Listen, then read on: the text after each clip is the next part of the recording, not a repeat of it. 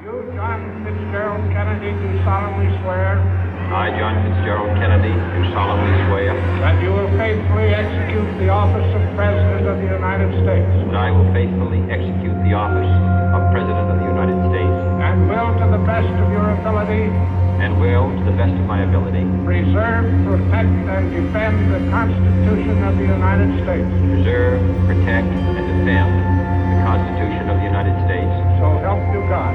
So help me God.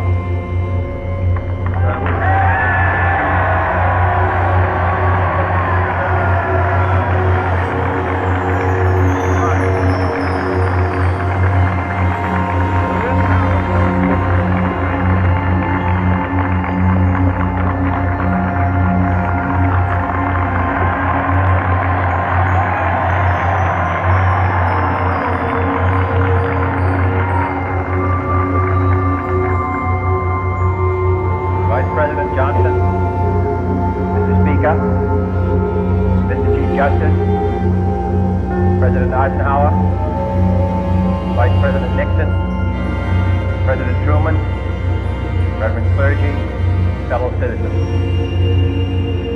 We observe today not a victory of party, but a celebration of freedom, symbolizing an end as well as a beginning, signifying renewal as well as change. For I have sworn before you and Almighty God the same solemn oath our forebears prescribed nearly a century and 3/4 ago. The world is very different now, for man holds in his mortal hand the power to abolish all forms of human poverty and all forms of human rights. And yet the same revolutionary beliefs for which our forebears fought are still an issue around the globe. The belief that the rights of man come not from the generosity of the state, but from the hand of God. We dare not forget today that we are the heirs of that first revolution. Let the word go forth from this time and place to friend and foe alike that the torch has been passed to a new generation of Americans born in this century, tempered by war, disciplined by a hard and bitter peace, proud of our ancient heritage, and unwilling to witness or permit the undoing of those human rights to which this nation has always been committed, and to which we are committed today at home and around the world.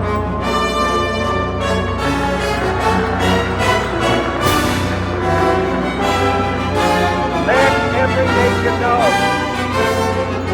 whether it wishes us well or ill, that we shall pay any price, bear any burden, meet any hardship, support any friend, oppose any foe, to assure the survival and the success of liberty.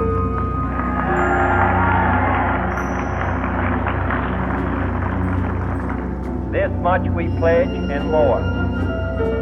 To those old allies whose cultural and spiritual origins we share, we pledge the loyalty of faithful friends. United, there is little we cannot do in a host of cooperative ventures.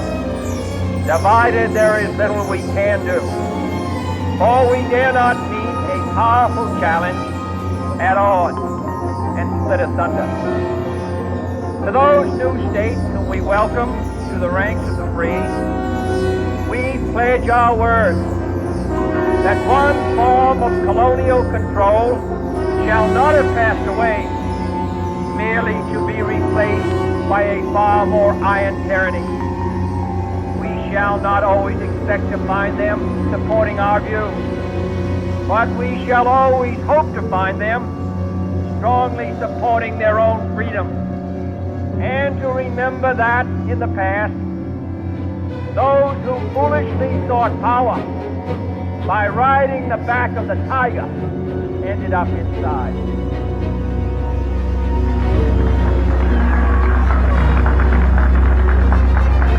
To those people in the huts and villages of half the globe, struggling to break the bonds of mass misery, we pledge our best efforts to help them help themselves.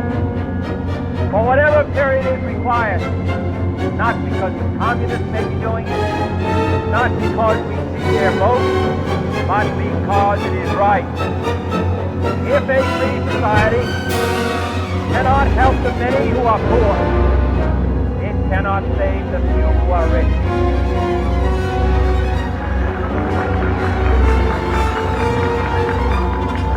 To our sister republics, south of our border, we offer a special pledge to convert our good words into good deeds, in a new alliance for progress, to assist free men and free government in casting off the chains of poverty. But this peaceful revolution of hope cannot become the prey of hostile powers.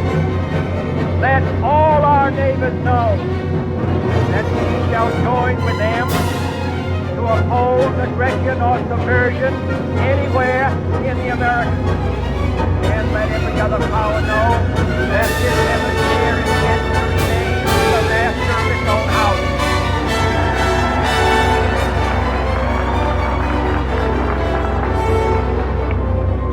To that World Assembly of Sovereign States, the United Nations, our last best hope, in an age where the instruments of war have far outpaced the instruments of peace, we renew our pledge of support to prevent it from becoming merely a forum for invective, to strengthen its shield of the new and the weak, and to enlarge the area in which its grit may run.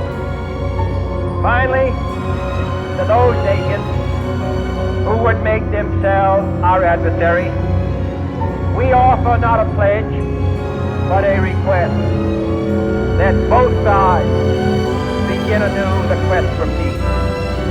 Before the dark powers of destruction, unleashed by science, engulf all humanity in planned or accidental self-destruction.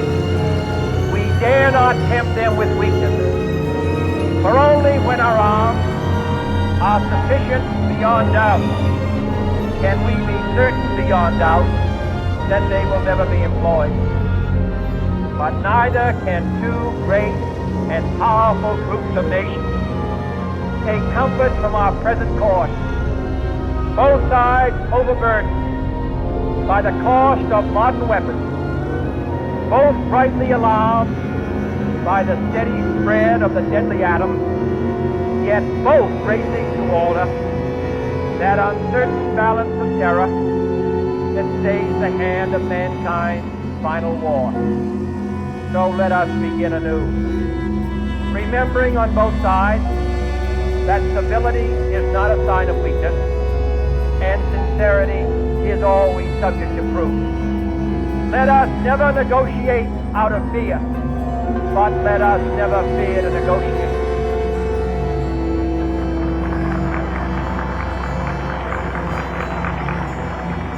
Let both sides explore what problems unite us, instead of belaboring those problems which divide us.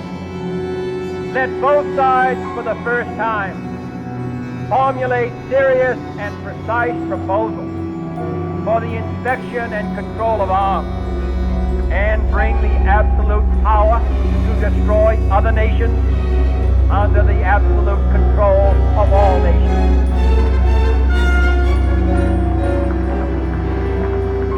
Let both sides seek to invoke the wonders of science instead of its terrors.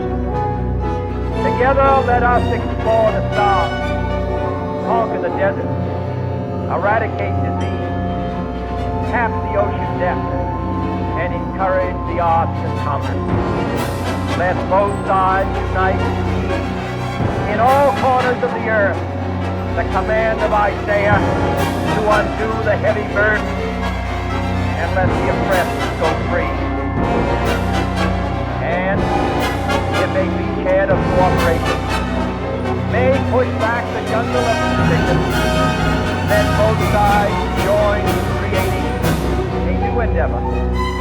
Not a new balance of power, but a new world of law, where the strong are just